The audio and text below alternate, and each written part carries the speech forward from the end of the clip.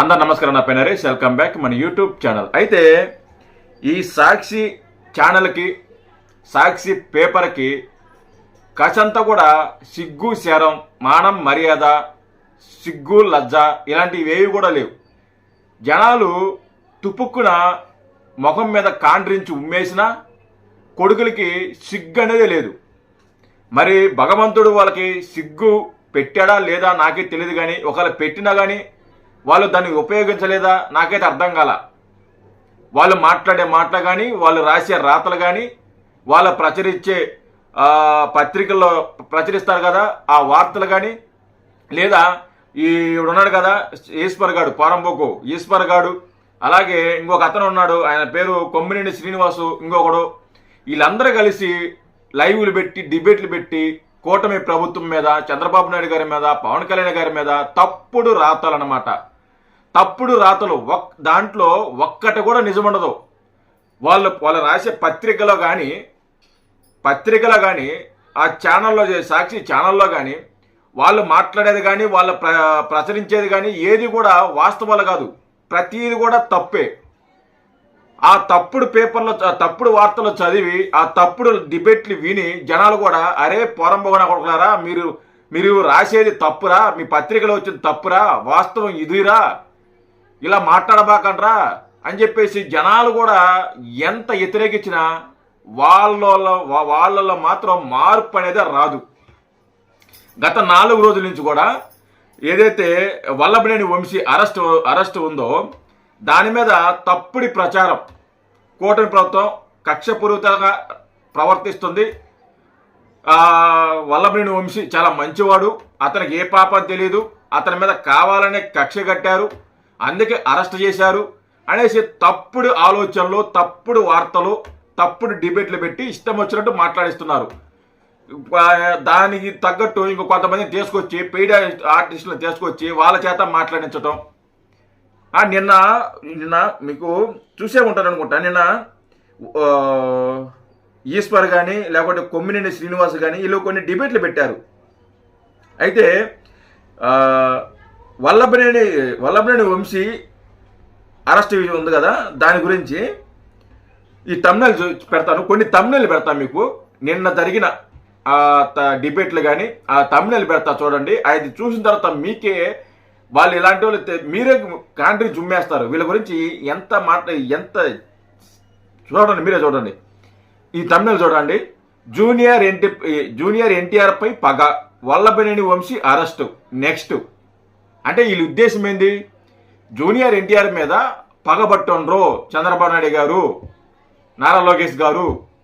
So అతని మీద junior NTR మీద పగ తీర్చుకోవడానికి, ఎందుకంటే వాళ్ళంతా ఫ్రెండ్స్ కాబట్టి, సో అతని మీద జూనియర్ ఎన్టీఆర్ మీద పగ తీర్చుకోవడానికి వల్లభనేని వంశీని అరెస్ట్ చేశారు అనే వాళ్ళు సారాంశం.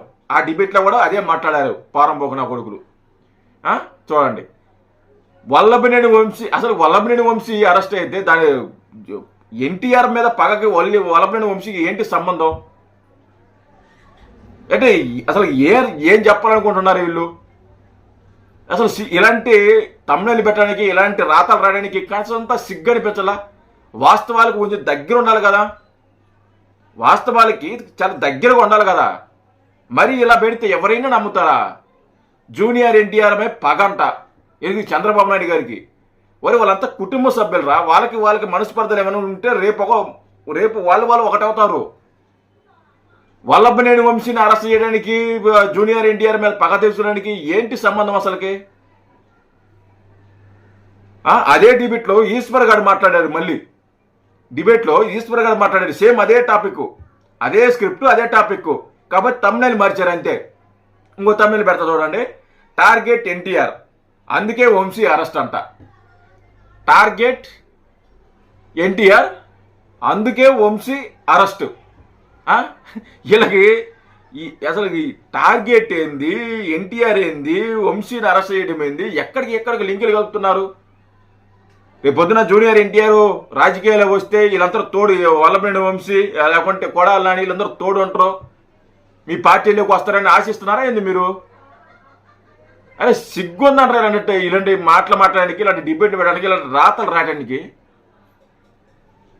ఇంకా చాలా ఉన్నాయి. ఇది కాకుండా ఏదైతే పవన్ కళ్యాణ్ గారు పెన్ డ్రైవర్ అని ఉందని చెప్పారు కదా, మన కిరణ్ రాయల్ గారికి సంబంధించి కిరణ్ రాయల్ గారు, అలాగే లక్ష్మీ రెడ్డి ఆవిడ నిన్న ప్రెస్ మీట్లో మాట్లాడుతూ పవన్ కళ్యాణ్ గారి పెన్ డ్రైవర్ కిరణ్ రాయల్ దగ్గర ఉంది, ఆ పెన్ డ్రైవర్ పెట్టుకొని పవన్ కళ్యాణ్ గారిని ఆడిస్తున్నారు, ఆ పెన్ డ్రైవర్ ఉన్నంత వరకు కిరణ్ రాయల్ మీద యాక్షన్ తీసుకోరు, కిరణ్ రాయల్ని ఏం చేయరు, ఆ పెన్ డ్రైవర్లో కొన్ని వీడియోస్ ఉన్నాయి అని చెప్పేసి నిన్న లక్ష్మి అనే మహిళ మాట్లాడింది. దాన్ని పట్టుకొని వీళ్ళు డిబేట్లు పెట్టి తప్పుడు రాతలో తప్పుడు మాటలు అవి కూడా చూడండి, ఆ తమ్ముళ్ళు కూడా చూపిస్తే చూడండి. పెన్ డ్రైవ్ భయం లొంగిపోయిన పవన్ అంట. పెన్ డ్రైవ్ భయం లొంగిపోయిన పవన్. పెన్ డ్రైవ్ ఏంది, భయపడటం ఏంది, లొంగిపోవడం ఏంది, ఏముందరు ఆ పెన్ డ్రైవ్లో? ఆ పెన్ డ్రైవ్లో ఏముంది బొక్క? ఇంకా చాలా ఉంది.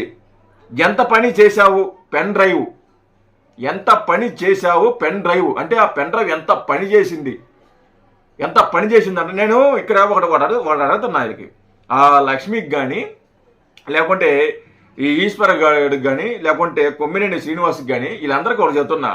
కిరణ్ రాయల్ దగ్గర పెన్ డ్రైవర్ అనేది ఉంటే, ఆ పెన్ డ్రైవర్లో పవన్ కళ్యాణ్కి సంబంధించిన వీడియోస్ కానీ ఉంటే, ఆ పెన్ డ్రైవర్ని పెట్టుకొని కిరణ్ రాయల్ గారు పవన్ కళ్యాణ్ గారు బ్లాక్మెయిల్ చేస్తుంటే, అదే పెన్ డ్రైవర్ని అడ్డం పెట్టుకొని ఎమ్మెల్యే టికెట్ అడగచ్చు కదరా, ఎమ్మెల్యే టికెట్ అడగచ్చు కదా. పోరంబోనరా పవన్ కళ్యాణ్ గారు నాకు ఎమ్మెల్యే టికెట్ ఇవ్వకపోతే ఈ పెన్ డ్రైవర్ చూపిస్తాను, ఈ పెన్ డ్రైవర్ బయట పెడతానంటే బెదిరిస్తే ఎమ్మెల్యే సీట్ ఇచ్చుంటాడు కదా.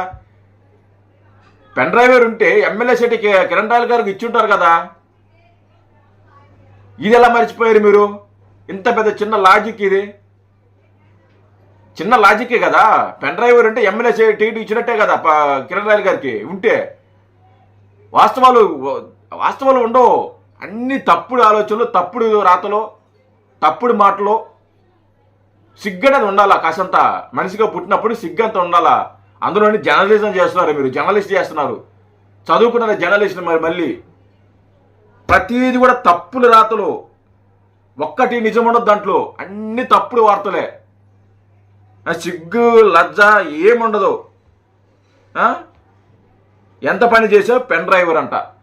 మరి ఆ పెన్ డ్రైవర్లు ఏమున్నాయి బయట పెట్టండి రా మీరన్నా, మేమన్నా చూస్తాం. అసలు ఏముంది? అసలుకి ప్రతి ఓడు బెదిరించడమే.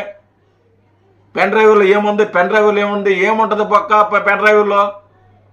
ఆవిడేదో వాగింది, అది ఏదో నోటికి వచ్చింది వాగింది, దాన్ని పట్టుకొని మీరు దాని మీద డిబేట్లు.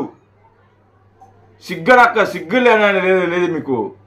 పారంభోగుణ ఎప్పుడు ఇలాంటి తప్పుడు రాతలు, తప్పుడు మాటలు, తప్పుడు ప్రచారాలు. సిగ్గుపడండి కాసంత. బుద్ధి వస్తుంది మీకు. మనుషులు రా మీరా, చెత్తన కొడకల్లారా.